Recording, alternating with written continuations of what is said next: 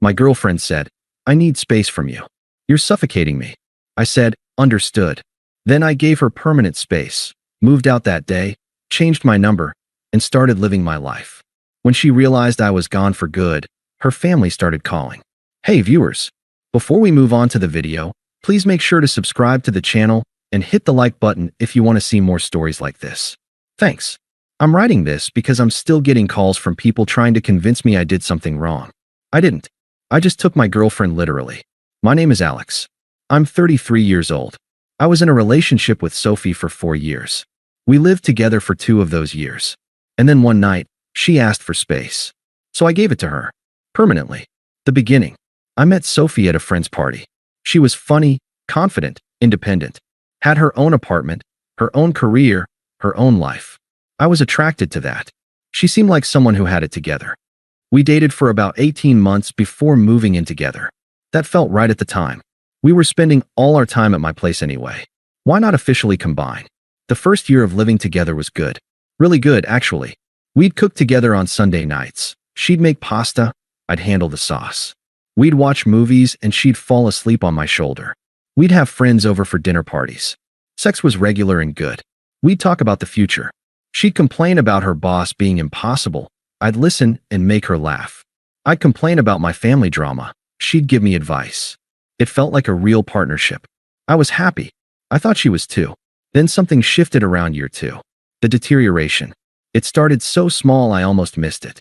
Sophie became less interested in our Sunday cooking nights. I'm tired. Can we just order in? Okay, fine. We'd order. But then she'd be on her phone the whole time, barely touching her food, laughing at something on her screen. Not laughing at me. At her phone. Date nights became something I had to convince her to do.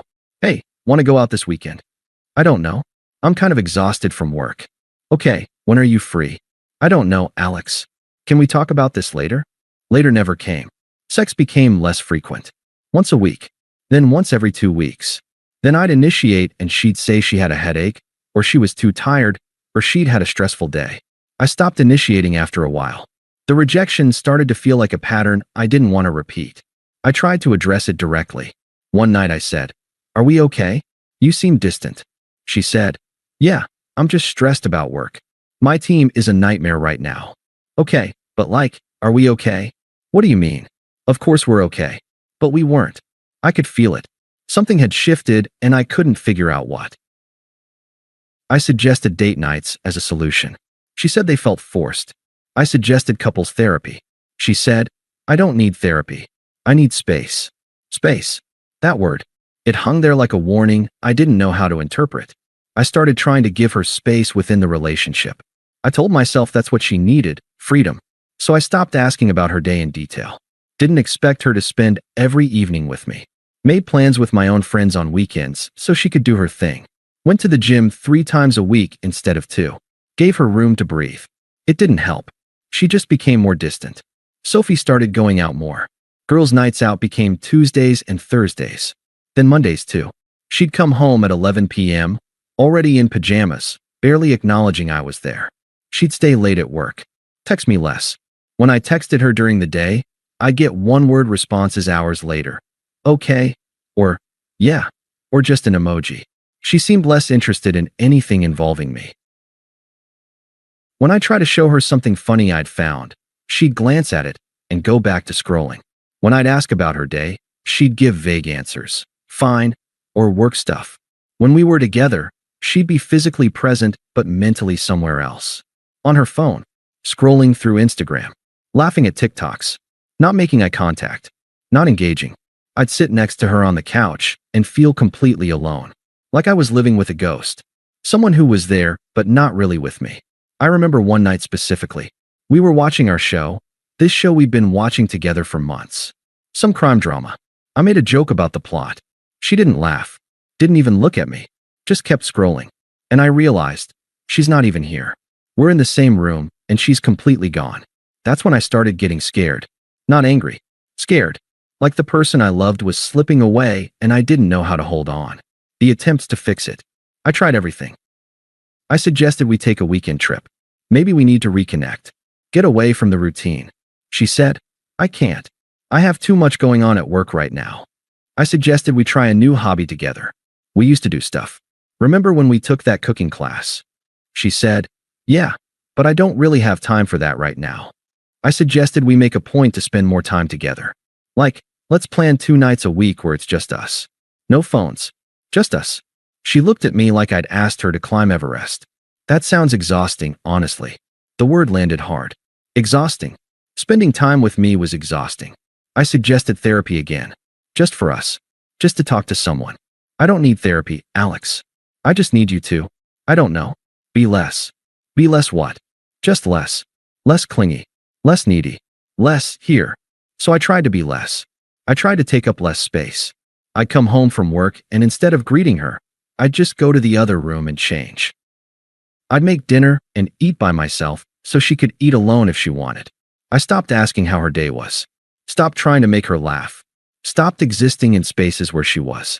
I became a ghost in my own home. And it still wasn't enough. The resentment. Then the comments started. Small at first. Almost casual. You're always here. I'd think, well, I live here. This is my apartment too. You're always wanting to do things with me. I'd think, I'm your boyfriend. Isn't that normal? I feel like I can't breathe. That one made me stop. Made me actually examine what I was doing. Was I being clingy? Was I really suffocating her? I tried to adjust. But no matter what I did, it wasn't right. One day I suggested she stay at her friend's place for the night. You know, if you want some time alone. I'll be here if you need anything. She said, no, that's not. I don't want you to think I don't want to be with you. But she did think that. Or she was trying to tell me that. The message was confused but clear at the same time.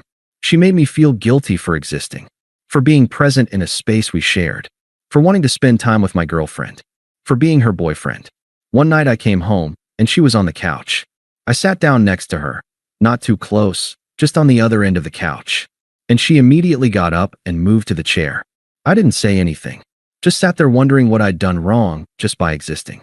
Another time, I brought home her favorite food. Thai from the place she loved. She said, oh, that's nice. But I'm not really hungry. She wasn't hungry. She didn't eat dinner that night. I started sleeping in the guest room. Not because she asked me to. Because I thought maybe if I wasn't there, she could breathe. Maybe if I gave her space in our actual bed, she'd feel less suffocated. She never asked me to come back. I'd lie in that guest room and wonder, when did I become the problem? The pattern becomes clear. I realized after a few weeks that this wasn't about something I was doing wrong. This was about Sophie having already checked out. She'd made a decision about me months ago. The decision that I was too much. That I was suffocating her. And now everything I did was being measured against that decision. I try to be helpful, and it would be clingy. I try to give her space, and she'd say I was distant. I try to connect, and I was needy. There was no winning because she'd already lost interest. In me. In us. In this. The weird part. I still loved her. I still wanted to fix it. I still believed that if I just found the right combination of actions, the right things to say, the right amount of space, she'd remember why she loved me. I was willing to disappear if that's what it took. The night. It was a Tuesday. We were on the couch watching TV. Some crime show neither of us really cared about. She was on her phone. I was just sitting there, careful not to take up too much space on my own couch. Then she suddenly turned to me and said, I need space from you. You're suffocating me. Just like that. Casual. Like she'd been thinking about it for a while and finally decided to say it out loud. I feel like I can't breathe when you're around. I need space. I looked at her. Really looked at her. And I realized, she meant it. She'd been meaning it for months. This was just the first time she was saying it directly. And something in me just clicked off. Not angrily. Not dramatically. I just accepted it. Okay, I said. Okay. She seemed surprised. Maybe she was expecting me to argue. To beg. To promise to change. Yeah. Okay. What does that mean? It means you want space. I'll give you space. She looked relieved. Like she'd been bracing for a fight, and I'd just handed her a gift. Really? Really? I didn't know it yet, but that was the moment the relationship ended. She just didn't know it yet. The decision. I sat there on the couch for another hour after she fell asleep. Just thinking. She said I was suffocating her. That being around me made her feel like she couldn't breathe. That I needed to take up less space. I'd been trying to do that for months. Walking on eggshells. Trying to be less. Trying to disappear into the background of her life. And it still wasn't enough. So I made a decision. If my presence was suffocating her, I'd remove it completely. Not as punishment, not as a message, not as some grand gesture designed to make her regret what she'd said. Just logically. She said she couldn't breathe around me, so I wouldn't be around. I realized I'd been trying to save a relationship that was already dead. I was the only one trying. She'd checked out months ago, and I was so desperate to keep her that I'd been shrinking myself, apologizing for existing, trying to take up less space in a space we shared. That night, I decided, not anymore. She wanted space? Real space? I'd give it to her. That night, I waited until she was fully asleep. Then I got up quietly from the guest bed and started packing. I moved through our apartment like I was burglarizing my own life. Quietly, methodically, I took my clothes from the closet, the ones I'd bought, not the ones she'd picked out. Took my toiletries from the bathroom. Took my laptop, my hard drives, my passport, my insurance documents from the desk. I didn't take anything that was shared. No furniture, no kitchen stuff, no decorations, just things that were mine. It took about 2 hours. By 3 a.m., I'd packed everything I needed into 2 large suitcases and a backpack. I stood in the living room for a moment, looking at the apartment. At the couch where we'd watched 1,000 shows together. At the kitchen where we'd cooked those Sunday dinners. At all of it. Then I left a note on the kitchen counter. You wanted space. Here it is. Don't contact me. That's all I wrote. 5 sentences. I thought about adding more, but what was there to say? She'd made her request. I was honoring it. I grabbed my suitcases and left. Closed the door quietly behind me. I drove to my friend Marcus's house and crashed on his couch around 4 a.m. The morning after. By 9:15 a.m., Sophie was calling. I was awake. I watched my phone ring. Watched her name appear. And I didn't answer. She called again at 9:30. And at 9:45. At 10 a.m., she started texting. Where are you? This isn't funny. Come home. I didn't respond. By 10:30, the call started again. Marcus woke up to my phone buzzing constantly. Dude, is that your girlfriend? Yeah. You're not going to answer?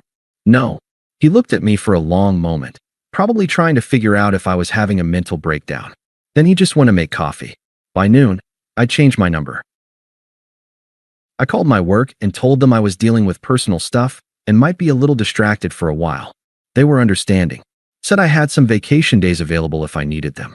I spent the rest of the day at Marcus's apartment, not thinking about anything, just existing in the quiet. The first week. I stayed at Marcus's for the first week while I found my own place. I needed real distance. Not the imaginary kind Sophie said she wanted. Actual, physical distance. A new apartment. A new address. A new number that she didn't have. By day 2, Sophie had shown up at my workplace. My coworker Jessica came back to my desk. There's a woman at the front desk asking for you. Says it's urgent. Says she's your girlfriend. I felt my stomach tighten, but my voice stayed level. What did she say? She said she's worried about you. That you left without explaining anything. Tell her I'm not here. Tell her I'm in meetings all day. Jessica looked uncomfortable. She seems pretty upset. Are you okay? I'm fine. Just tell security to help her leave. I heard later that Sophie had tried to push past the front desk. That security had to actually escort her out. She'd been crying. She kept asking if I was okay. If I'd been in an accident. If something bad had happened. I wasn't at work. I was at Marcus's apartment, getting a new phone. The calls and messages. She texted from different numbers. Called from her friends' phones. Tried every angle to reach me. From her coworker's number. Please just talk to me. I didn't mean, from her sister's number. Alex, please call Sophie. She's really worried about you. From an unknown number. Hi Alex, this is Claire, Sophie's friend. I don't know what happened, but she's really upset. Can you please just let her know you're okay? I blocked those numbers. Created a rule in my email, so anything from her contact information went to spam. By day 5, her family got involved. The family intervention. The first call came from an unknown number. I almost didn't answer, but I did. Alex?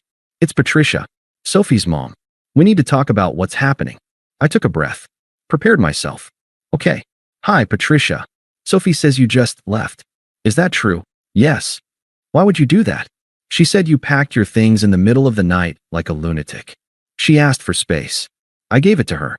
Patricia's voice got higher, more panicked. She didn't ask you to disappear. She just wanted some time. Some breathing room in the relationship. You can't interpret that as a reason to abandon her. She said I was suffocating her. She said she couldn't breathe around me. So I removed myself from the situation. Permanently. That's not what she meant, Alex. When someone says they need space in a relationship, they don't mean leave forever. She didn't specify a time frame. She said she needed space. I gave her space. Patricia tried a different approach. Her voice became softer, more desperate. Look, Sophie is devastated. She's not eating. She's not sleeping. She called in sick to work yesterday. This was supposed to be temporary. You can't just walk out on someone like this. I'm not walking out. I'm respecting her request. She said she felt suffocated by my presence. So I removed my presence. Now she has all the space she could possibly want. You're being intentionally difficult. No, I'm being literal. She asked for space. She got it. Patricia hung up. But it didn't end there. The escalation. Over the next week, I got calls from Patricia again, left a voicemail. Please, just call me back. We need to talk about this rationally. David, her father, son, I don't know what's going on, but walking out on someone is not the answer. Her sister Michelle, you're being really immature. You can't just leave someone because they asked for space. Her best friend Katie, whatever happened between you two? This is cruel. She's been crying for days.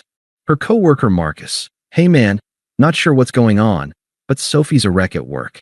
Can you please just talk to her? A number I didn't recognize that turned out to be her therapist asking me to call her back. Sophie is in crisis, and I think it would really help if you would just have a conversation with her. I blocked every number. Some left voicemails. Some just called repeatedly. The desperation was clear. But I didn't waver. Because I knew what would happen if I answered. They'd try to convince me I'd misunderstood. That I was being cruel. That this was extreme. That I should come back and they could work it out. But there was nothing to work out. She'd asked for space. I'd given it to her. Sophie's attempts. By day 10, Sophie herself showed up at my apartment building. Marcus told me about it. He'd seen her from the window. She sat outside for 3 hours, just sitting in her car, occasionally getting out and staring at the building. I didn't go down. Didn't look out the window. Just let her sit there. Eventually, a security guard apparently asked her to leave. She did. That night, she left a voicemail. I'm sorry. I didn't mean it the way you took it. I just needed some time to figure things out. Some breathing room. Please just come back and we can talk about it. We can work through this. I didn't call back. She texted from yet another friend's phone. I hate you for this. I hate that you're doing this to me. I didn't respond. But I thought, good. At least you're feeling something. I blocked that number too. By day 14, she texted from her own number. I unblocked it to see what she'd say. I made a mistake. I didn't understand what I was asking for. I don't actually want space from you. I want us. Please. I didn't respond. I blocked the number again. What I realized. By week 3, Sophie's family had mostly stopped calling. They'd realized I wasn't going to change my mind. But I'd realized something too. Sophie had no idea what she was asking for when she said she needed space. She thought space meant, I'll wait for you while you go find yourself. Or, I'll be here, but less intense. Or, give me a few days, and I'll remember why I love you. She didn't think it meant, I'll actually be gone. She wanted space on her terms. Space where I was still available when she wanted me. Space where she could have freedom, but I was still a safety net. A backup option. I gave her real space. Permanent space. Space where I was actually gone. And she hated it because it meant she had to deal with the consequences of her words. Moving forward, I found my own apartment by week 2. A studio in a building across town. Small kitchen, 1 bedroom, hardwood floors. Nothing fancy, but it was mine. There was no couch where I'd sat feeling alone. No kitchen where I'd cooked dinners nobody ate. No guest bed where I'd slept trying to give her space. Just space. Actually mine. I told my work I was dealing with personal stuff and might be a little distracted for a while. They were understanding. I started actually living my life. The life I'd been apologizing for. I went out with friends on Friday nights. Actually went. Didn't cancel last minute. Didn't make excuses about why I couldn't leave. I just went. I had dinner with my parents. Let them ask questions about Sophie. Told them I'd moved on and they didn't need to worry. I went to the gym and actually enjoyed it. Wasn't thinking about whether I was taking up too much space in the apartment. Was just exercising. I watched shows I wanted to watch. Ate what I wanted to eat. Took up space. Existed without apologizing. For the first time in months, I felt like I could breathe. 3 months later, I started dating casually. Nothing serious. Just normal interactions with people who actually wanted to spend time with me. No walking on eggshells. No trying to disappear. Just two people hanging out, enjoying each other's company. It was refreshing. Easy. Like I'd forgotten what that felt like. I heard through mutual friends, which I shouldn't have cared about, but information gets around, that Sophie was struggling. She was depressed. In therapy. Trying to figure out what happened. I didn't feel bad. I didn't feel guilty. I felt nothing. That's when I realized I had cared more about the relationship than she did. I was willing to shrink myself to keep her. She wasn't willing to do the same. So when she said she couldn't breathe, she was being honest. She just didn't understand that I'd take her literally. And once I left, once I actually gave her the space she'd asked for, she realized she'd made a mistake. But some mistakes can't be walked back. Now, it's been 6 months. I've moved on completely. I'm living my life. Actually living it. Sophie hasn't. Not yet anyway. But that's not my problem anymore. People ask me if I was cruel. If I should have handled it differently. If I should have tried to explain before I left. But I didn't need to explain. She was clear. I was clear. The only thing I did was take her literally. Some people say I overreacted. That I should have given her another chance. That real relationships require effort and communication. I agree. Real relationships do require effort and communication. But they require both people to make that effort. Both people to communicate. Sophie stopped communicating months before she said she needed space. She stopped making effort. She just checked out.